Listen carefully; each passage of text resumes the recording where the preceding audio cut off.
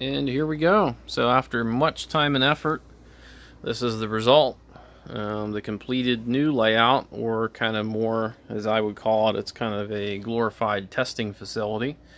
It's not what I want, but it is what I need, and it does allow me a lot more space. The actual dimensions of it is about 11.5 wide, I believe, and something like 5.5 feet. So it's basically like an 11 by 5. Like I said, not what I want, but it is going to be effective for what I'm doing. So we'll take you on a little bit of a tour here. So on the outside here, using all Unitrack for right now, just because I never really can make up my mind, and I like to change my mind often. So something like actual Flex Track I haven't worked with just yet, and because I'm always changing my mind, I feel like I would waste a lot of it. So for the outside oval here, I think it's the R790, which is more commonly referred to as 31 7/8 radius, I believe. And then on the inner loop of that, then we got 28, 26, and then 24 on the innermost loop. I kind of have this little improvisation hooked up here. Got Decoder Pro, and I do also have my ESU programmer here somewhere, and I also have my QSI programmer. But all that runs there through the laptop, and then I have power in the wall, which we'll show here in a bit. So the straight sections are almost quite as long as what the old layout was. I did have the old one extending out probably about 1.5 feet further, so it is a little bit less trackage than the old layout. Had to notch this little piece in here, mostly so I could have closet access there. And then here on the other side, I kind of had to have entryway into the kitchen, so it kind of kicks this one out a little bit. And I also needed enough width on the inside that I can comfortably get in there and turn around and not hit my hips and scrape up my clothes on all the wood all the time. If I make a little triangle piece here, I can probably extend this out a little bit further, because probably have about 6 inches or so there. And then up here we also have quite a bit of clearance. So I mean, you can definitely push this curve out a little bit more. So I can squeeze a little bit more track out of it. Also along the back wall, can't really see it from here, but there's probably a 2-inch gap between the end of the wood and the wall. So if I was to use foam over top of this, I could probably extend out a little bit more. So I mean, that's the gap that's pretty much all the way up the wall there. So there is a little bit more room to get a little more track out of it. Storage wise, it is a smaller layout, and I don't have a dedicated room for it anymore, so it is a lot less space. And I have to keep this section open because there's a baseboard heater behind there, so I can't have that blocked. I can get away with it this time of year, but I don't really want to change it up for winter. And got a slight bit more storage I can put back there in the corner, but it's pretty much about maxed out.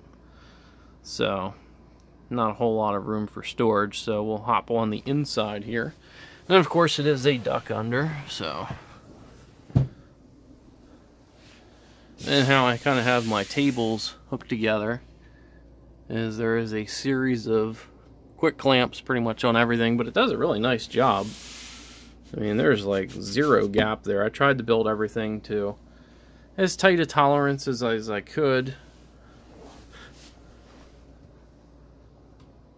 And it all fits reasonably well. I mean, these pieces are not perfectly square. So, I mean, there are some little waves and things, but overall it all kind of matches up, and I made sure that everything's exactly the same height, so the rails ain't dancing up and down there. And then I did make 2 little drill holes to drop my feeder wires down, and then those all kind of come out from underneath here and go into one, which is on the back side of my ESU Ecos here, which I'm not real happy about the placement of this. With some of my scrap wood, I might be able to build like a little tray out here. But I do kind of want the ability to run it from either the inside or the outside, and for right now I can just kind of pick this up and flip it around.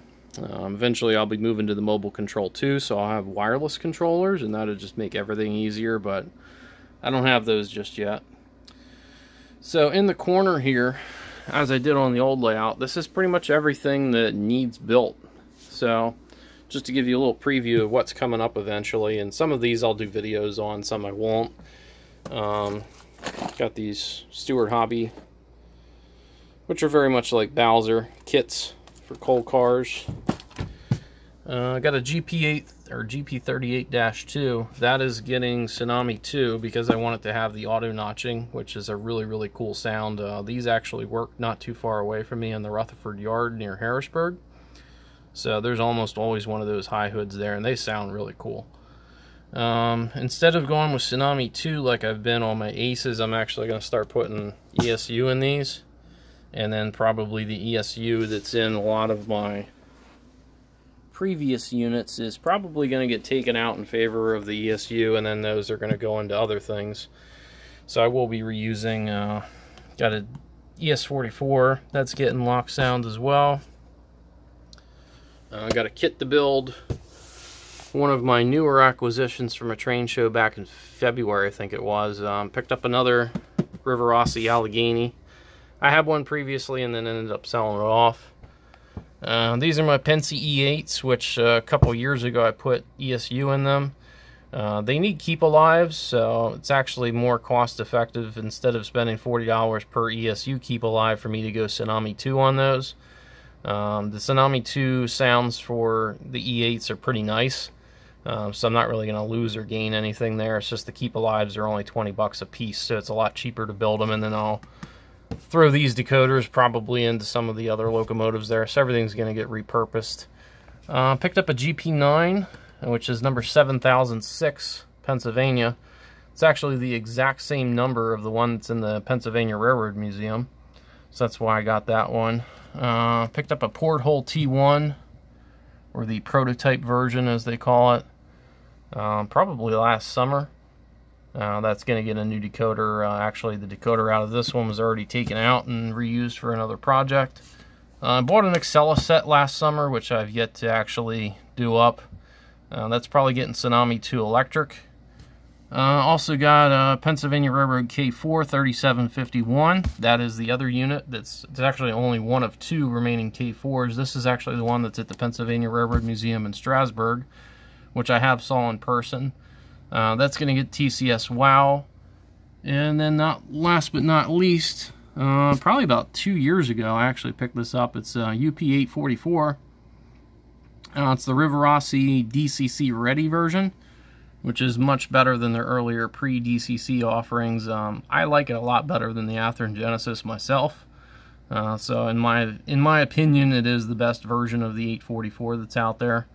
Kind of more closely depicts the late 2000s version of it, not the present day as it is right now, and kind of the Ed Dickens era. But that'd go nicely with some of my other UP stuff.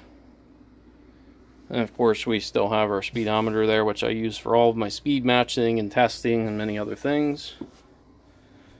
This is just kind of a piece of scrap wood I have here, kind of as a guardrail to keep things from going into the wall. So, and over here, since I got some Pennsylvania Railroad shark noses, my old Bachmann shark noses that were Pennsylvania, I actually kind of rebadged into New York Central. And then I also, the shells I ordered from Bachmann, and then also put the individual numberings on them. And they're all accurate, so I mean they do depict actual real units of numbers that were used. And those are actually going to my dad because he wanted some New York Central shark noses, and didn't really feel like buying any because I already had some that I could use. So I think that's about it for this update. So just a little preview of what's coming up. So we're ready to rock once again.